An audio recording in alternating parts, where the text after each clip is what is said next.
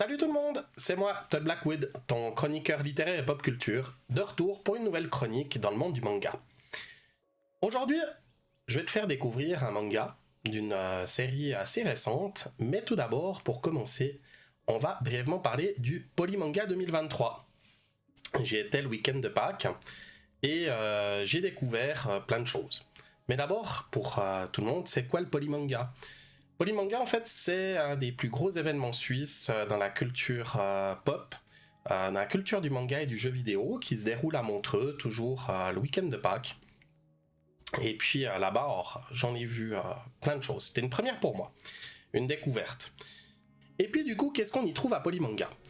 Alors, on y retrouve du merchandising. Là, il y a tout ce qu'on veut. On passe des peluches en continuant sur les épées, les cartes à jouer, la nourriture japonaise, les assiettes, les couverts, tout ce que vous voulez pour vivre à la mode asiatique. On a également aussi eu droit à un concert, notamment de Jean-Marc Anthony Cabella, le chanteur du générique de Pokémon, des saisons 1 à 10 si je me souviens bien, et également de la dernière, également de Yu-Gi-Oh! Et puis des conférences aussi, notamment bien sûr, avec des célébrités, notamment comme des acteurs de la série française Kaamelott, pour ceux qui connaissent, à savoir Nicolas Gabion et puis Beau Gauthier de Kermoal. Et ensuite également, bien sûr, des séances de dédicaces à laquelle moi j'ai pu participer, j'ai pu y accéder à 2 séances.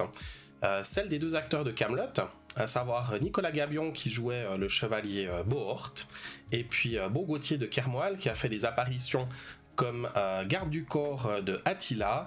Également, il a joué dans le dernier Astérix Obélix, dans la Tour Infernale Montparnasse, et puis dans d'autres films. Et pour finir, aussi pu aller avec grand plaisir également à la séance de dédicace du streamer suisse Tonton. Donc voilà pour le Polymanga 2023.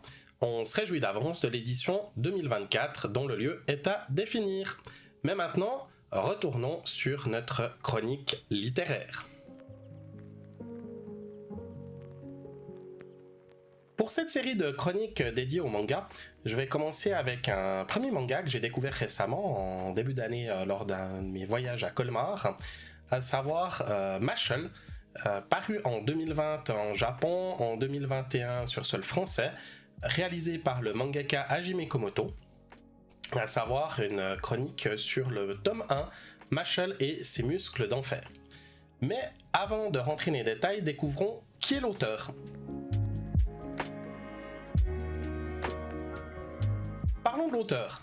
Le mangaka Hajime Komoto, on y trouve très peu d'informations sur les réseaux, sur internet, parce qu'il a vraisemblablement une présence publique assez discrète, voulant se concentrer sur le travail créatif.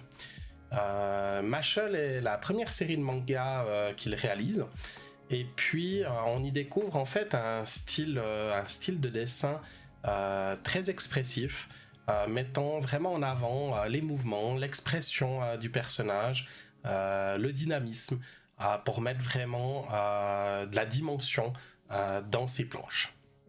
Mais avant de pouvoir rentrer dans le vif du sujet avec le tome 1 de Mashle, nous devons d'abord découvrir le genre auquel il appartient, à savoir le shonen.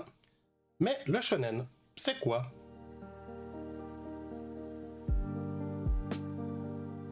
Le shonen, c'est quoi ?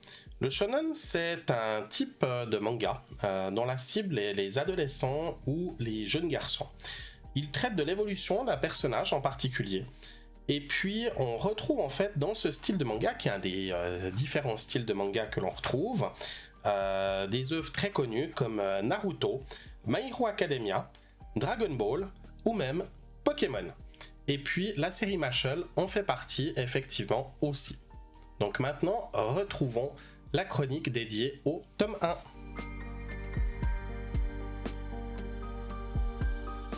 L'univers de Mashle, c'est un monde où la magie est omniprésente.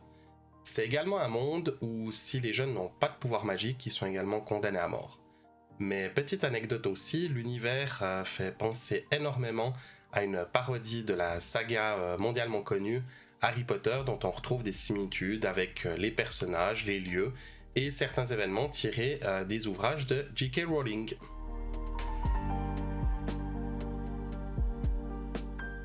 L'intrigue est basée sur un jeune homme qui s'appelle Mash Burndead, qui lui, dans cet univers, n'est malheureusement pas doté de pouvoirs magiques. Son plus grand pouvoir est sa très grande force qu'il a. Et puis, il va quand même devoir rejoindre, d'une certaine manière, l'Académie Easton, afin de devenir en finalité l'élu divin.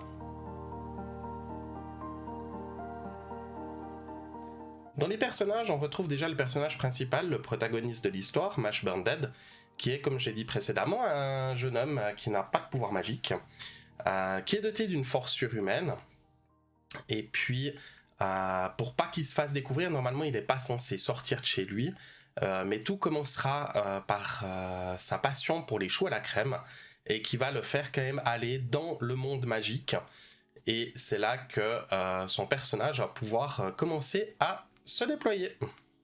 Et puis finalement, on a aussi les autres personnages principaux de ce premier tome. On va retrouver le policier avec qui Mash a fait un pacte pour son entrée à l'Académie Easton, à savoir Brad Coleman. Puis vient son premier ami au sein de l'Académie, également son camarade de chambre, Finn Ames. Et on continuera, comme toute saga de ce style qui se respecte. Mash doit bien sûr avoir un rival, qui va être du coup personnifié par Lance Crown, qui veut également devenir élu divin, pour d'autres raisons que celles de Mash. Et ensuite, il faut bien aussi une histoire d'amour. On va retrouver la fiancée autoproclamée de Mash avec Lemon Irvine. Et finalement, petit fun fact, un sosie du professeur Dumbledore de la saga Harry Potter, mis en la personne du professeur Wahlberg, directeur de l'Académie Easton, qui va suivre le parcours de Mash et son évolution au sein des différentes épreuves au sein de l'Académie.